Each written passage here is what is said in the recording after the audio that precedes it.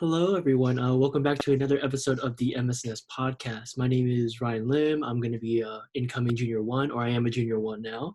And here with me today is a special guest, Ali Lee. She graduated in 2014, and she is now a labor and delivery nurse at Mills Peninsula. Welcome. Hi, everybody. So when we were talking before this podcast, one thing that really stood out to me was how you said you did your capstone for labor and delivery at SF General, and you ended up getting the job. Not right after, but that was your first job as a new grad. I was like, oh my God, because I don't know if I've honestly heard about anybody else getting that same opportunity. Yeah, so I did my capstone there back in 2014, and I started looking for jobs, but it was hard to find something in the Bay Area, obviously. Super competitive, and I'm sure it is even now. So I started applying to a lot of new grad positions out of state, and even not in labor and delivery. Had interviews and then got accepted to some of those, but ended up just waiting it out. Graduated in May from USF and didn't end up taking a job at General. I started in February of 2015. So like almost a year, right? Yeah, that's true.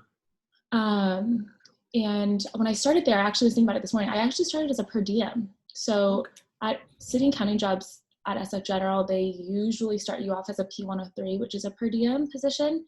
And then after a couple months, if they want you, then they offer you a full-time benefited position since your benefits are good. So I ended up doing that. And yeah, I guess it is kind of rare to hear that. Didn't really think about it then, but I'm glad I waited it out. Yeah. I knew I really wanted to do labor and delivery, so I ended up just, waiting for that and staying home. I feel like that's I personally wouldn't know, but I feel like that's such a hard decision though. Like I can imagine as a new grad trying to find a job as soon as possible in your specific area of nursing, your first choice. Right. Everybody's looking out of state or outside of the Bay Area because of how competitive, like you said. But do you suggest that? Like, is that something that you recommend to new grads? Like, if they feel like they have a strong desire in a specific field of nursing, do you think they should be waiting it out? It's hard. It's really hard to say that, and I think it really is a personal choice. I don't think that there's a right answer for it. When I was in that position, I felt that I wouldn't be happy if I was at like in a med surg unit or anywhere else in the hospital, really. So I wanted labor and delivery. I knew that, and I just got really lucky being able to get a job here in the Bay Area. And I don't know if I would recommend that, because now that I've been working and like we're interviewing nurses, a lot of the time, all we're looking for is experience. So even labor and delivery, when we're interviewing new nurses, they have experience in med surg, and that's fine. We're willing to take them because they have like a couple of years, even a year as a nurse, and just having that like time management and experience is huge. So I don't know if I would recommend waiting. But like also it's COVID time, so who knows? Like maybe right now it's it's hard to get a job, so it might not hurt to wait. Why do you think it specifically worked out for you that you got that dream job, right out of USF? Why did it work out? Well, I think I just really got along with the nurses there in the unit. My preceptor, when I was doing my capstone, was really friendly and like always included me in events and stuff. And then they had weekly potlucks on the unit, and so I always participated in that. And then I ended up like, even though I had a primary preceptor, the other nurses ended up pulling me into different deliveries or like, to help with different things. So, and it was like, and if you're a nursing student, you're really helping the nurses out. Like even if you're just answering call lights or bringing in water, like that's huge for them. So they appreciate it. And after I graduated, I kept in touch with my preceptor and then the unit manager, and I just kept emailing them, telling them, like I would love to work there. Let me know if there's any positions. And I think with city and county, it just takes a while for postings to go up. But eventually it did, and it worked out. I think it's just having a really good relationship with your preceptor and the staff on the unit, being super proactive when you're there during clinicals. I like that. Because I feel like nowadays, especially, you know, with my peers and I feel like there's this culture surrounding resume stacking. I feel like everybody's just trying to get experience, internships, volunteering, which I think is important. Like, I'm still trying to do that as well. But I think it's good to hear from someone in your perspective that sometimes it's not necessarily about, I guess, the hard skills, the certifications, and some of it is probably the soft skills, like your personality, the way you kind of carry yourself during your internship or capstone, and was able to build that rapport with not just your preceptor, but with all the other nurses that helped you get that job. Yeah, that's actually that's true, because I didn't do much like hospital related, nursing related stuff while I was in nursing school. You know, I was in a couple organizations at school, but I didn't do too much. I babysat a lot, but that was mainly it. And then my last year of nursing school, I believe I volunteered at Mills Peninsula. That might have been even after I graduated in the summer, and all I did was work the front desk and like welcome visitors, which is not hospital related at all, but it helped. I think it probably helped me to get a job at Mills Peninsula now. Like, because I feel like there, even though we get to do it like senior one, like, or like you get a taste of it senior one a little bit. Right. I feel like as a junior or anybody that's not a senior, we don't really get a chance to see what it's like in labor delivery or OB or peds that much. Maybe some of our understanding is from either volunteering or, I guess, kind of sucks to say, but like from TV and so like, what do you like? What are some of the things that you feel like you do as a labor and delivery nurse that's really not told, other than, you know, once you're a senior, once you graduate? Like, what are some of the specific duties that you do? Right. That's a good question. In the movies, well, like I do a lot of high school talks where I go in and I tell the students like what I do as a labor and delivery nurse. So that's like one of the questions they always ask. Like the top thing that I think of is when you like watch a movie, the baby comes out like pink and vigorous and crying and stuff. But what actually happens is they're like white and goopy and like full of vernix. So that's number one. The baby doesn't come out looking like that. It's all bloody and goopy. The other thing is the doctors aren't always there. So I was telling you yesterday, I work in a private hospital now where the doctors are in clinic during the day. And so they're seeing their pregnant patients in their office, not in the hospital. And the nurses are working on the unit, and we are managing the labor process. You know, we have a lot of autonomy there, and we're able to figure out like, oh, okay, like the patient needs to be started on this medication now to get her labor going. And I think we're close. You know, we do VAG exams, of course, but we're able to manage the labor process and then call the doctor and say, okay, you should come in 30 minutes. We're going to start pushing now, but she's doing really well. Come in 30 minutes, and then we'll be able to deliver the baby. The hardest part is just timing when to have the doctor come, because we don't want them to come too early and then sit around and push with us for an hour or two and then miss all their appointments that they had scheduled in the office. And so that's a private hospital versus when I was at SF General, it was a teaching hospital with residents, and the residents do everything, right? They're doing all the badge exams. I never did a badge exam there. They write all the orders. They're managing everything. They're on the unit, constantly checking up on all the patients. Whereas at Mills, like we literally do all of that, which is crazy. And going back to yesterday, you asked me a question about like male nurses in OB.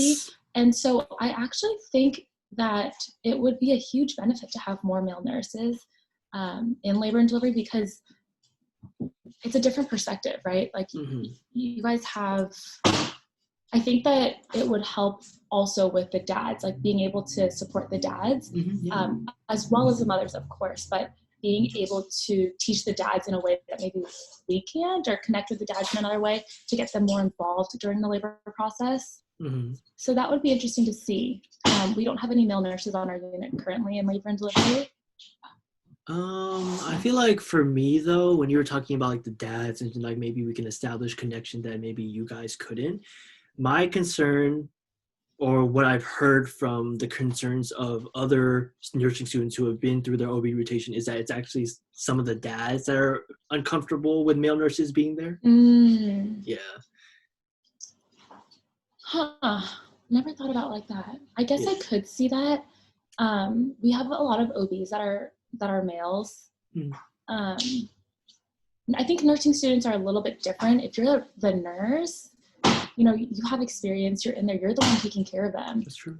So it's a little bit different than being the nursing student where you're just like watching or I could honestly see that, yeah. But I feel like part of that,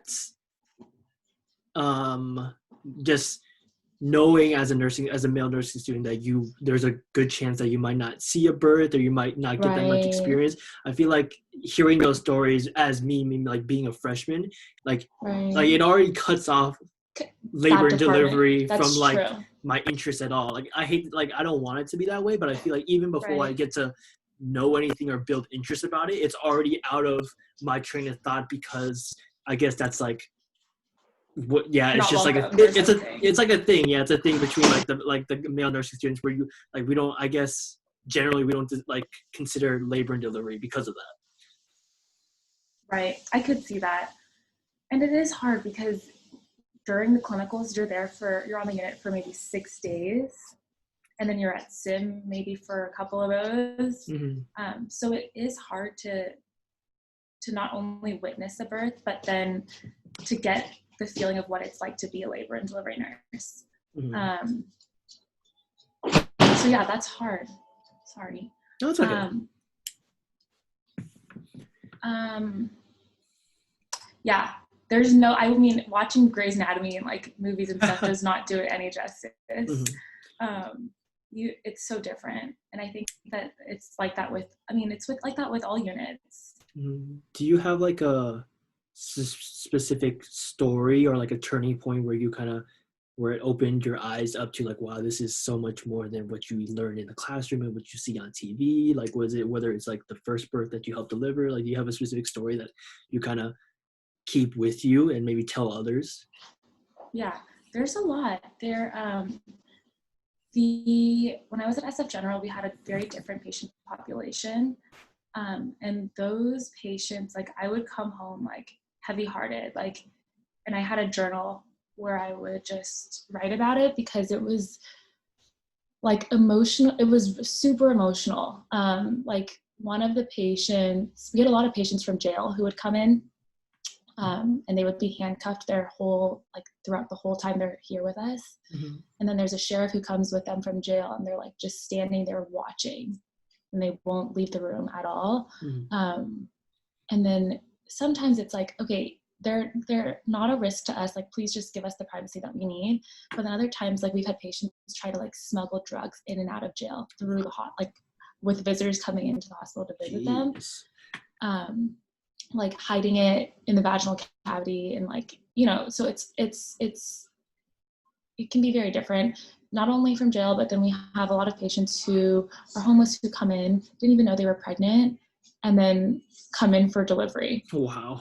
Which is insane. And then we had some patients who were like in their like 12 or 13, and they were rape victims from family members coming in. Like one patient came in with a teddy bear, like 12 years old, walked onto the unit. Like we all saw, and we're just like, her life is going to change. Like, it's just insane. We had, what else? There's so many stories there. That actually reminds me, I should dig up my journal to read that. And then yesterday we talked briefly about like pregnancy loss. And I think that was a huge turning point for me, because when you think of labor and delivery, you always think of happiness and like you know, it's a birthday party. Yeah, They're yeah. you know, it's a miracle of life. But no one really talks about fetal demises, pregnancy losses, miscarriages, dead babies. During nursing school, like I don't even really remember the term fetal demise like in any of our classes. And then when I had a couple of, I don't remember if I was in my capstone when I had my first one, but when I was working as a general, we did have some. And no one teaches you how to like how to even approach these patients, right? Like, how do you even, like, I was so scared to even go into the room. It's like, what do I say? Do I not smile? Do I like not look her in the eye? Like, I just didn't even know how to approach it. It's like, I don't know how she feels, obviously. It was just so hard. And then at general, like, we give them the option, like, do you even want to watch the birth? If you don't want to watch it, we put up a drape. You don't even have to see it. You don't have to remember, like, you don't need to like remember it. And it's hard because as nurses, you learn by experience. You know, you kind of get thrown into it and you're like, okay, here you go. Here's the like policy, read this and go in there and take care of her. And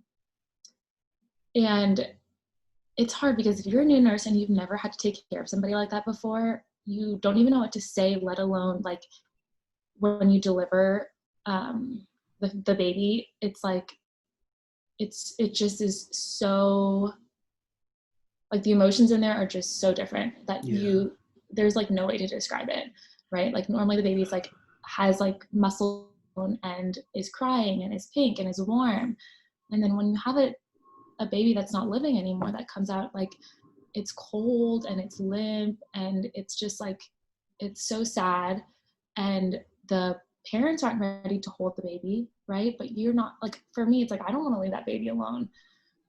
So working at Mills now, when I first had my first fetal demise case there, I was thrown into it and policy, and they were like, okay, just read this and go take care of her. And I'm like, what do I say? Like, do you have a list of things that I can like say, like bullet points, like talking points? And then you also have to talk about whether they want to cremate the baby or bury the baby. Like, how do you even bring that up before the baby's delivered? Yeah, that's heavy. Right. And on top of that, you have to pay for it.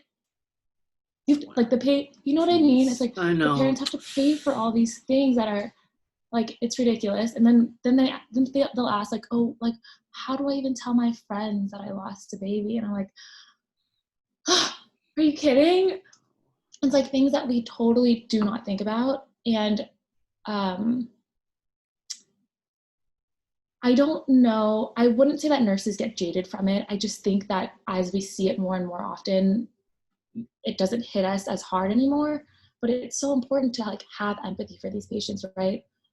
So when I started my master's program, that was my like topic, just starting like a training program for all nurses, even doctors, not just in OB, but in the OR and in the emergency room, who have patients coming in with miscarriages, who need like D&Es or D&Cs, and how to talk to them and how to support them and their partners and family. And Mills Peninsula is part of Sutter, and so we partnered with Alta Bates and we did a training together where the OBs taught us like what tests to order. The social worker came in and talked to us about how to talk to these patients. And then they had, the best part of the training was having parents from this organization who have all lost babies before, and they came in and they shared their stories. And that was huge, right? It was really touching. One of them was saying, just going back into the hospital and seeing like that baby blanket with their second baby who delivered, you know, healthy, but seeing that same blanket that was wrapped with the first baby that had passed, like, was a huge trigger point. Or being placed in like the same room on the unit, which like the nurses, we do not remember that, right? Like that's not in the chart. I mean, if you dig it up, maybe it has like the room number in the corner, but it's rare that we put the room number in there. And yeah, it's just a lot. Because you were talking about how a lot of this comes through experience, like how you handle these situations comes through experience, right? Like some of Right. these things I feel like would be like no matter how much you can teach it through theory, sometimes it just doesn't apply during practice. So do you still encourage it to be exposed during nursing school, even though it might not be as applicable once you get out into the real setting? Totally. I think that in sim it would be huge. Being able to even just hear stories, right? Hear stories and then practice with each other, like how to talk to these patients. Not even just patients who lose a baby, but just lose a family member, right? And being able to support them in that, not just verbally, but like even just holding their hand or sitting with them eye level and just being there for them, and just having silence in the room. Peanut. And then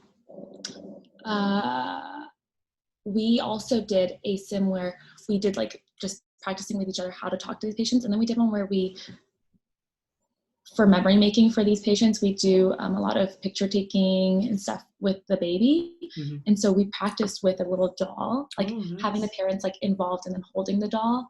And it's like, I mean, we could do that easily in simulation at school. But I also don't think that students would fully understand like the heaviness of the topic until you've seen it. So it's hard. I mean, I wouldn't spend like 3 weeks teaching about it, because it's rare. But I do think that death and dying, even in adults, is a huge topic. Yeah, like I imagine that it shouldn't just be like a one lecture or one day type of thing in like one random day in your senior year. I feel like it should be definitely implemented, if possible, maybe at every semester to make some more frequency and more exposure, and it might help. It's not, I guess, like I liked how you phrased it earlier, when you were talking about concerns with being jaded or disconnected. I felt like you were making it so that when you're exposed more to these type of situations with death and dying, especially with babies, newborns, it's not to make you more jaded, but it's to make you more experienced, right? Correct. Yeah, like we recently had one, and I came home and I told my husband, I'm like, am I like getting jaded? Like I didn't cry. Like I cry all the time with these patients. So I was like, what is happening? And I feel like I was totally able to be there for her and support her, but I feel like because I've seen it enough, it wasn't as shocking. I mean, it was still very emotional, but I feel like I was able to handle it a lot better because I have, like you said, the exposure and the experience of it.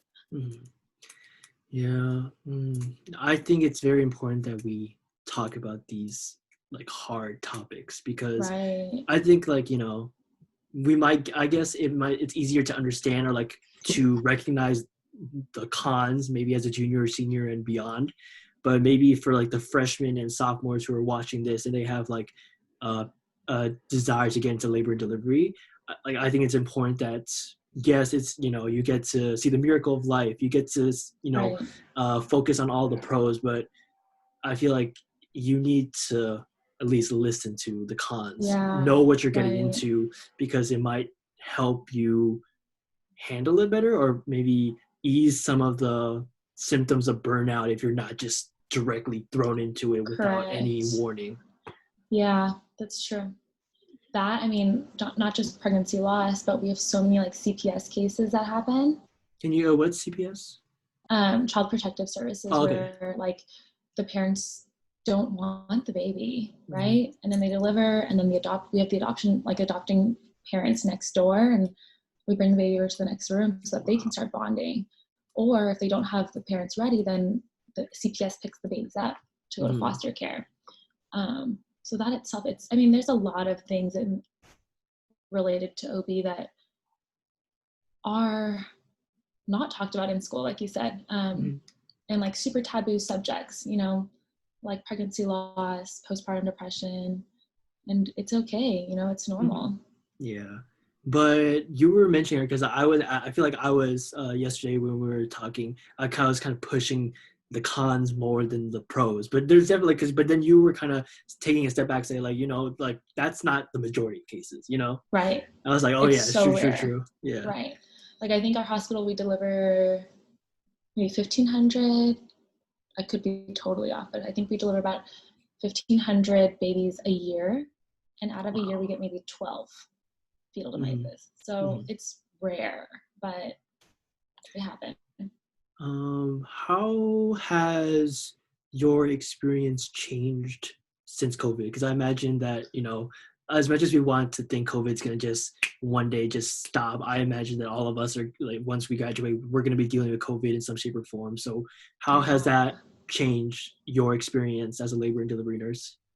So when it all started, I mean, I think that the PPE shortage is nationwide. They originally told us, oh, we don't have masks for you guys. You can't take our unit masks. So bring your own bandanas and scarves to wear, Jeez. which was crazy. Thank God we do have a union. So, we reached out to our union rep. Um, Obviously, hospitals ended up giving out like surgical masks. We got a lot of donations at the beginning of COVID, which was crazy. Like there were so many organizations that you could just give them your email and address, and random people would send masks to you, which was insane. Like I got a ton of N95s. I got like handmade masks that I ended up I brought them to the unit and everyone took some, but it was just like random people who don't even know us would just Hmm. send us things. And then COVID, I mean, when we go to the work now, everyone gets their temperature screened, all the symptoms, they ask us about those. Um, I mean, everyone's stressed about it for sure on the unit. Labor and delivery, again, it's its own little bubble in the hospital. Most of our patients are healthy, Hmm. right? Um, so at first it was really business as usual. Nothing changed. It's not like our people don't come in to deliver babies, like they still have to. We did change our visitor policy so that only the dads could come in. And then we don't let them go in and out. So we ended up providing meals for mom and dad. Um, and we don't even let dad go to pick up like DoorDash from the hospital entrance. Hmm. So that was a huge change. We now, I mean, we've gone through like surgical masks, and then we ran out of the duckbill N95s, and then we started getting peppers, which are those like like the white hood. Uh-huh, I don't know yeah. if you've seen those where it like blows out pure positive purified air. Hmm. And then like you wear a belt that has the motor on it. And so we're using those now, but it's definitely a huge adjustment because before I think we had maybe like 6 in the whole hospital, and then how do you share that between all the units, right? And it was hard because obviously like the nurses caring for COVID patients, whether they're in ICU or on the COVID floor, like they need these, Hmm. they need to be protected because these patients have COVID. Whereas for labor and delivery and then for the ED, it's like we're constantly screening patients who are coming into the hospital, but I feel like we're exposed to more people and we don't have the PPE, right? So people in the ED, like who work and are just wearing a surgical mask because these patients aren't confirmed COVID yet, like they have a huge risk Hmm. of exposure. And we do the same in OB, but obviously they're just pregnant patients that are coming in. But we have the mom and the dad who are coming in, and we're in there. And then if we're pushing with them, that's another huge risk because of all the droplets that are being Hmm. expelled. So it's been a fight. It's been a struggle between the nurses and the doctors and administration, like getting the adequate PPE, allowing them to use, like for us to use N95s during pushing, or when we don't know what their COVID status is. Hmm. Now we're testing all our patients who are being admitted. So we Okay. do the nasal swab for all of them, but we don't test dad because he's not a patient of ours. Mm. Interesting. So it's like, what's the point of us testing mom if we're not testing dad too? Hmm. And then we don't admit all our patients. Like if we're just observing them to see if they're in labor, to see if we keep them or not, we're not swabbing them yet. So for those patients, now we're wearing the full like PPE until we get their test results back. Hmm. Um, So it's a lot. A couple weeks ago, I was exposed to a COVID patient. I was the triage nurse where I like decide if these patients stay or not. Or no, sorry, I was the admitting nurse. So I was getting an admission who was coming in, and then there's a triage nurse who does all the swabs for the day, who is the person wearing that papper hood because we don't have that many. So I admitted my patient, and then the nurse with the papper went in there to swab her, and then came back out. And I'm like, just like admitting her, putting in her IV, like asking her all the admission questions in the computer. And then the lab's like, oh, I have a critical result. Her COVID test is positive. Like, what? What do you mean? And so then we have to like go back out. I like went out. I told her, labor is labor. You're still gonna deliver the baby. Nothing is gonna change for you. We put you in an isolation room. That's it. But I went to like go garb up, go shower. Yeah. And then I was placed on administrative leave. I was furloughed for 2 weeks to make sure I was, didn't have symptoms. I got tested 3 times to make sure I was negative. And so just the stress of that, like being exposed, because all I had was a surgical mask. Didn't have goggles, didn't have any of the garb on. And then my coworkers are freaking out because like when I had to eat lunch, I went and sat outside because no one wants to sit with me in the break room. No. Like you're exposed. And I get it. So I do think that's high stress there. And then when we have COVID patients who come in, no one wants to take them. Yeah, right? I was going to ask it's about hard. that.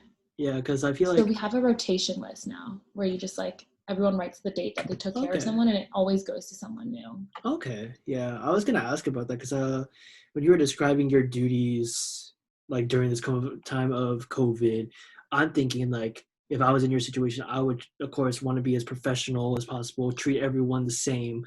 But it's hard knowing in the back of your head that this person might possibly have COVID, it might transmit to me, to my family or whatever. Do you feel like you or other nurses, is there some sort of hesitancy when you're caring for patients now because you spend so much time with them? You're trying to build these connections because you spend so much time with them, like not even with the doctor, just you and the patient. Do you feel like there's hesitancy or a disconnect now because of COVID? Right. I think that at the beginning when this all started, when we were all like really freaked out about it, yes, people were trying to not stay in the rooms, like obviously we all cluster our care, but like to the extreme. And now that we're testing our patients, I think that gives the nurses a little bit of certainty that they're okay. Like, okay, well, they're negative and we tested them just now, so they should be negative, but who knows, maybe they didn't have enough of a viral load yet where they're not testing positive. So that still, I think, crosses some people's minds. So we're testing most of our patients. When they do come back positive, I will say that we are in the room less, for sure. What we do now is we'll just call into the patient room and we'll talk to them over the phone for a lot of it, see what they need before we go in so that we don't have to like put on all our gear to go in to ask what they need and then come back out and then go back in again.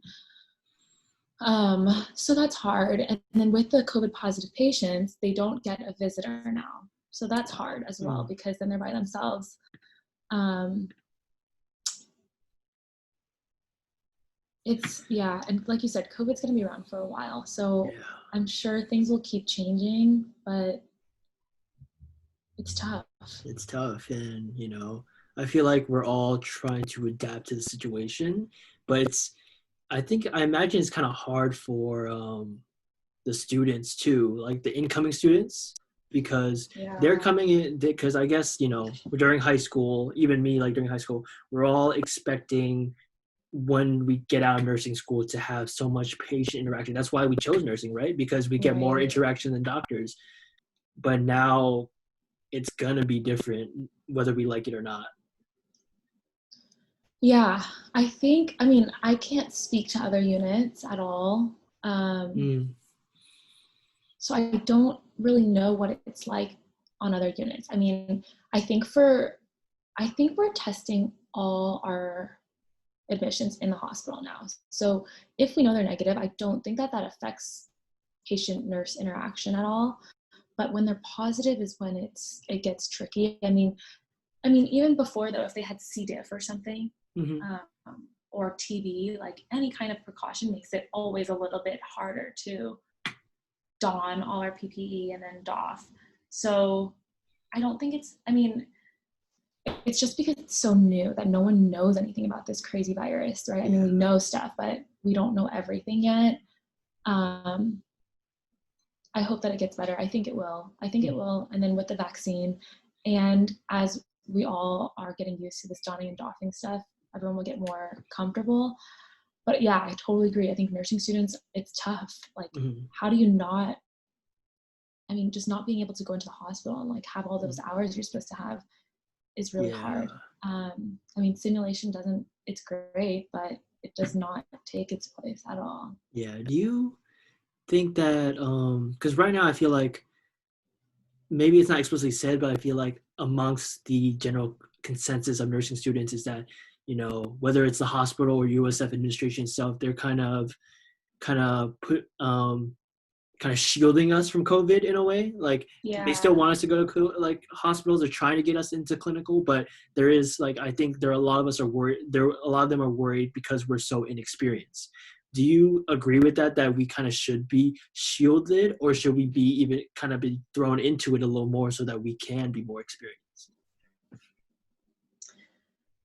I think you should be shielded. I think that even because because COVID can be spread,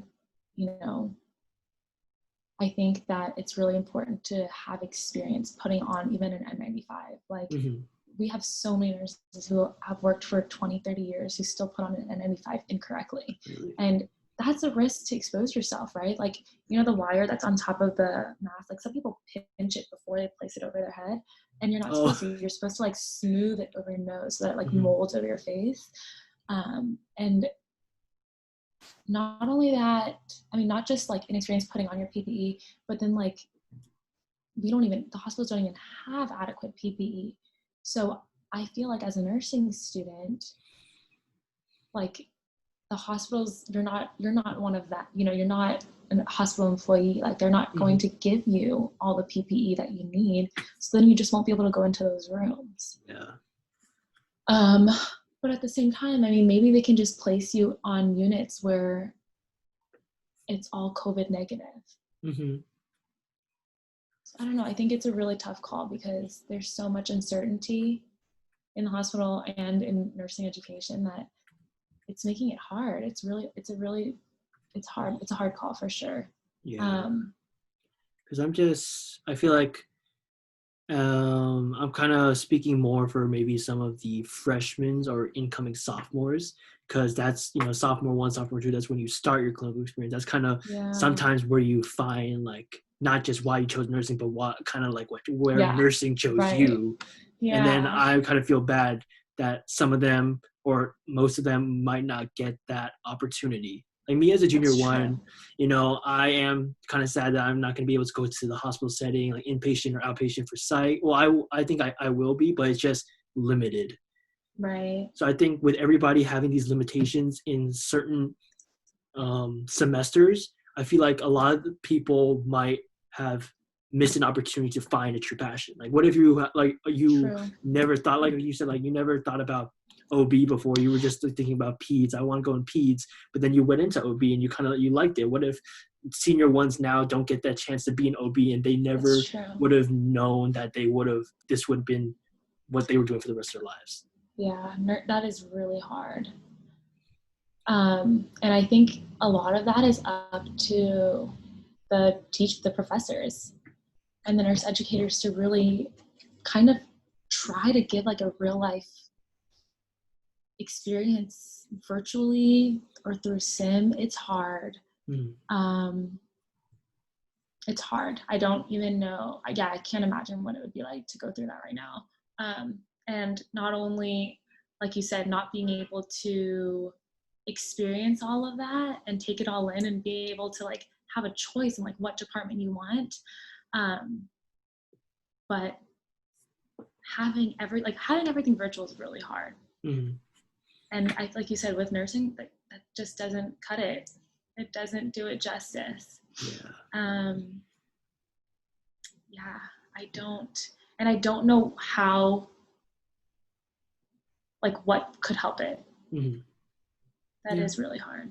Yeah, it's understandable. It's like it's all new, and my concern personally with everything being virtual, me being remote at home, is that I feel like I'm losing some of the soft skills that, like you said, are so important during an interview to get the job, to be a nurse. Because right now I'm just stuck in my house, like even through Zoom, like we're talking, Right. like it It's feels not the same. confident, like free flowing, but like still I feel like that's so different from real life person to person interaction. So I'm losing all those skills, or they're diminishing, and that's what I'm worried about. I feel like that's what a lot of my friends are also worried about too. That is true. And I wonder if, like, now that I'm thinking about it, I wonder if USF would allow you to make up your hours later. So what if you, like, say you only get three in-person days in the hospital, can you make up your other 10 next year in the summer? I wouldn't mind that. I don't know. Yeah. Right. Like if the student's willing, will the hospital like help you set that up? Because that's huge to have 10 more days in the hospital. Or if they even just like delayed clinicals till later and just did all the theory now. I don't know. Yeah, that's honestly, that might be, I don't know how that would, I feel like that would be like an administrative and logistic nightmare. Right. It's totally, But like I would be, change their curriculum. I would love that. I would love the idea of possibly doing theory courses now, or just like if we miss time in clinicals, I would love to do in the summer, because I feel like a lot of that stress from exams and stuff. I wonder if you guys could bring that up to them, because what if you guys just did theory and sim now, and then saved all your in-person clinicals for later? I think they're like, I can't speak for the professors, but I feel like they would be very hesitant of it, because it goes hand in hand. Like their model is like what you learn in theory, we want you to directly apply it in clinical, like within the coming days. But that might not be possible if we schedule clinicals for the summer. That's true. That's I give it as much. I feel like, let's be honest, I feel like as much as a lot of people do not like administration, they are trying their best, and they have a huge task on their hand with COVID, because it's not like all of us have experienced something like this before. Exactly. I do think it's really hard for them. And they're kind of stuck in the middle, because a lot of hospitals just aren't allowing it. We're not even allowing like the parents' kids to come in. Why would we let nursing students come? So right now our hospital is absolutely no student policy, but I mean, if some hospitals are allowing you, that's great. But I think it's hard for admin, because they're just kind of stuck. They're trying to coordinate it and get you guys set up at a hospital, but their hands are tied. Like in terms of for maybe the freshmen, sophomores, and like I guess juniors, seniors too, who are trying to look for ways to gather experience if they have passions for labor and delivery during this time, what advice would you give them? Like, do you think they should be still trying to push to get some volunteering experience, or should they wait it out a little? What do you think? It's so hard. COVID is like, it just totally messes everything up. And I think a lot of we even stopped our volunteers from coming in for a little bit. That's what I've heard. So I don't know if you can volunteer as much as you used to. But when I was in nursing school, before I started my capstone in OB, I did a doula training program at SF General. And so it was like a week-long training where you go and you learn how to support mothers in labor, by massage, by touch, by essential oils, different positioning. And then they have a volunteer doula program that every shift there's a doula who's on the unit and can go and help the moms in labor, and then they all take turns. Then there's doulas who work for private companies who get paid. So I think that would be a good experience for students who are interested in OB, just to learn like hands-on stuff and how to help moms through labor. But then again, with COVID, we don't even let the doulas come in. So it's hard. Yeah. When do you suggest that people who are interested in labor delivery take these classes? Like you were mentioning like the ACLS or PAL, Uh-huh. stable. Like, can you explain like what those are and like what's the recommended time during nursing school that you should take these? Right. So all those certifications are 2 years. They expire after 2 years. It's just like your BLS. Mm-hmm. ACLS is advanced cardiac, and then PALS is for pediatrics, and then stable is for newborns, or NRP also is for NRP is probably better, but that's for newborns. And those I only took them prior to capstone because I wanted to have experience. Like, what if I had to help in a code for a newborn? What would I even do? Like, how do I help? What are these terms that they're saying? Yeah. So I mean, I paid for all of those out of pocket, and those are actually quite expensive. Like, they're like like maybe 150 or so per class. And I would say get them either before your capstone or after you graduate. Definitely before you're applying to jobs, just because if you have those on your resume or application before applying, those are huge, just because those are requirements for nurses as well. So if you have them, it's like, oh, one thing out of the way. And going back to resume and interviewing, I think that at least for our unit, it could be different for other units, but the huge part is the interview process. The resume itself, But that's like gets you in the door though, right? To the interview. True. That's what I think all of us are concerned about.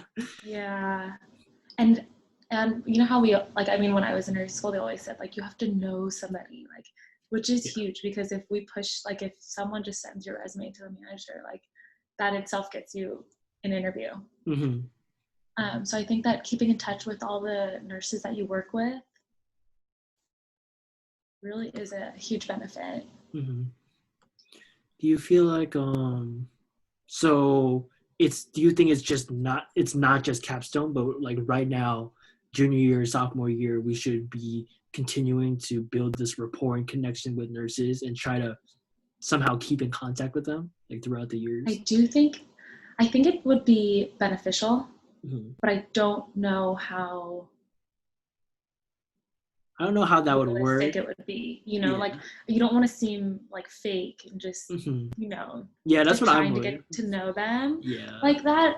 But I think that if you do end up having like a real connection with them, then even just to ask them like what it's like on the unit, like getting those kind of details, or getting their input on certain things. I wouldn't go to them for like help with like classes and stuff, obviously, but outside of school, like even having them do like a mock interview with you, if they're okay with it, would be good practice. And I feel like most nurses who are willing to take nursing students are okay with that. Like, oh yeah, of course, like, email me. Yeah, that's what, because I was thinking, because sophomore year is so far away from like senior and just graduating as a new grad. It's like, I like the nurses I work with, I love them. They were great. They were super friendly, but it was kind of this kind of weird thing where like, I don't know, we didn't really have much in common outside of nursing, and I didn't feel comfortable reaching out and asking them for email or phone numbers because I didn't want to come off as like, hey, by the way, in 2 years I might like hit you up for like, it's like that was my thought process. It's like it's like a weird limbo. It is, and I'm thinking back to when I was in clinicals. I mean, I would be comfortable asking them for none of the ones that I worked at. I would ask for an email. It was mainly the one that I had during capstone. But I was always assigned to a new nurse every time on the unit, but if you're assigned to the same nurse for your whole semester, that would be nice. Yeah, that would be nice. Or even just like asking your clinical instructor if you really like that nurse, like, oh, every week I come, can I please work with her, because for him we like really got along, and I feel like if we're able to like work together and I'm able to like learn her style, like that would help. So that might be an option. Yeah, or just like, rather than, I guess, trying to establish some sort of friend relationship, acknowledge that it might not work out that way, and maybe try to seek out a mentor-mentee relationship. Yes. Yeah, totally. And then I think another huge part is, we usually do the nursing clinicals during day shift, which it's usually the more experienced nurses who have more seniority. Mm-hmm. They're a little bit older, whereas like a lot of the newer nurses who just graduated are on night shift. Mm-hmm. So, you know, you might be able to connect with them more. So if you're placed on nights for your capstone, that might not be a bad idea, because you'll get, you know, completely different range of nurses. Mm-hmm. I've noticed that. Yeah, like I don't want to be stereotypic or whatever, or generalized, but it does seem like the nurses that have just graduated, just came out of nursing school and got their first job, they're definitely a lot more open to students, helping them, because they we were there. they just experienced a struggle, Yeah. and they're like they just got out into a new kind of struggle, you know. Yeah, it's true. When you're, you know, like when I first graduated, I ended up becoming a preceptor for capstone at USF. And it's like, I get it. I was just there, like you said, whereas a lot of the nurses who've been nurses for 30, 40 years, they're like, oh, no, I don't want a student. Like, let me just do my 8 hours or my 12 hours, and that's it. Do you have like because like when you mentioned that, I'm just thinking, because I feel like a lot of us say that once we're done with USF, we're always going to come back, be clinical instructors, be teachers, or be preceptors. But do you think that's something for everyone, or do you think it takes a specific kind of person or nurse to eventually be in that teaching role? I think that if you have an interest for it, do it for sure. I graduated from USF 2014. 2015, when I started working at General, I think like 6 months in, I ended up doing a capstone preceptorship with somebody.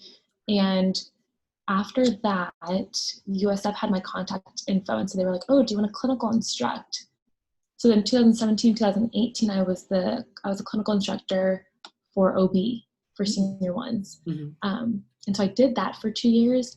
And like you said, like I wasn't sure if it was right for me. I was like, you know, I felt like I was still a new nurse. I had maybe 2 years under my belt, and I didn't work I was at Kaiser SF, and I didn't work there. So I didn't know the nurses personally. I think it's really different if you are a clinical instructor on a unit that you work on, because you're able to just like, oh yeah, I'll go into the room with you. Like, let me help you do this, because you know all their policies, you know where all the equipment is.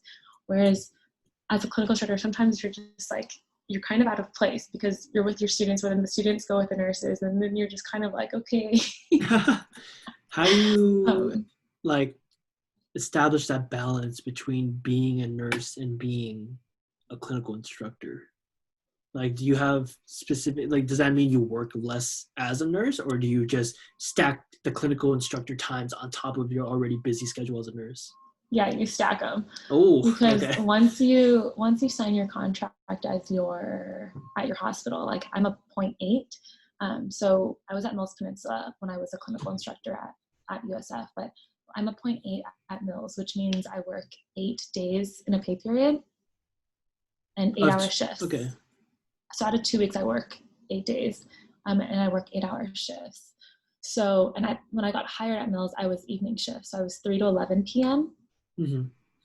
And then I would work Kaiser Clinical day shift. Wow. And so I had to switch. Like I told my manager, I was like, you know, I'm going to do this, but I need to switch some days around, because every day that I am teaching USF Clinical, I can't come to work because I wouldn't be here by 3. There's no way.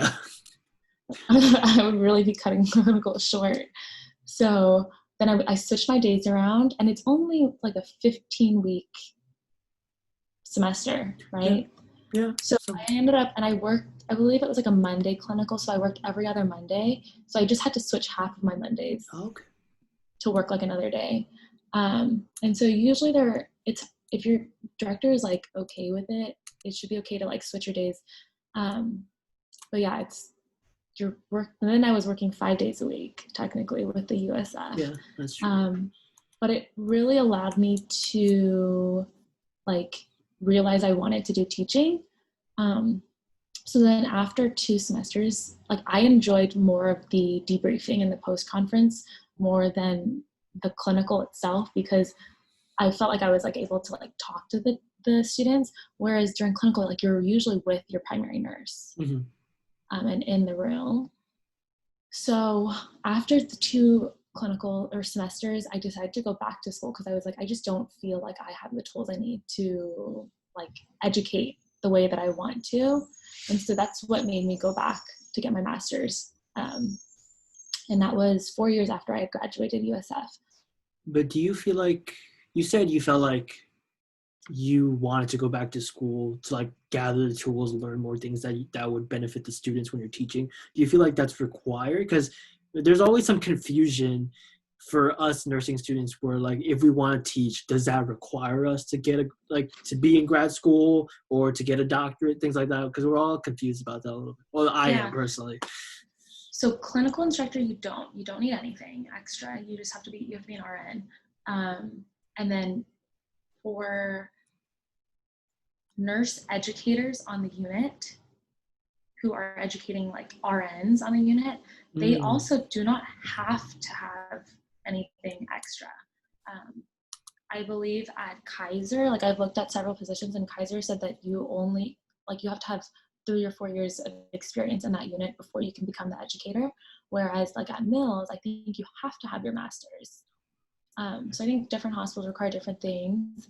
And then I think in nursing education, like in nursing schools, I believe you have to have your master's to teach like theory. Okay. And then eventually they will get their doctorate if they want to become like a higher faculty, I believe. Mm-hmm. Okay. And then you said that you got your master's, or you're getting your master's 4 years after you got your BSN. Do you think that's a move? I know we talked about this yesterday, but do you think that's like a very strategic or smart move to do, like get some experience as an RN first and then get your master's? Or because I know a lot of friends who want to go straight into grad school because their goal is to be an NP, not even just like a registered nurse. They want to be an NP right away. Do you think they should get some experience first, or should they just go straight into grad school? So I think it's different if you want to be an NP. I have a couple friends also who they majored in something completely different in undergrad, and then they did like an accelerated RN program and then did their NP right away.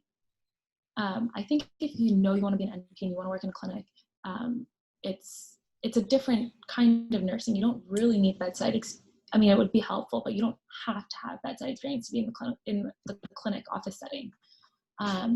Whereas if you want to be an NP in the hospital or do something within the hospital, I do think it's really important to have bedside experience.